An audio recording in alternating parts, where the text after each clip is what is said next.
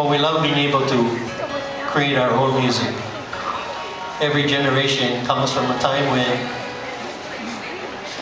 we have to make informed choices. My mother thought I was a very strange child because if she was in the room and she had control of the music and the ukulele, it was Hawaiian music that we heard and that we played.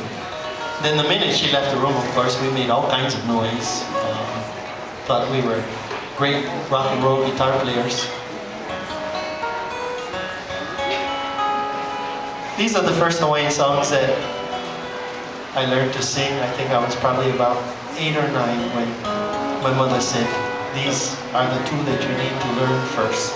For they were favorites of my grandparents, and it seemed that with the passing of time, it was right that they be woven together into a Legu Wanu.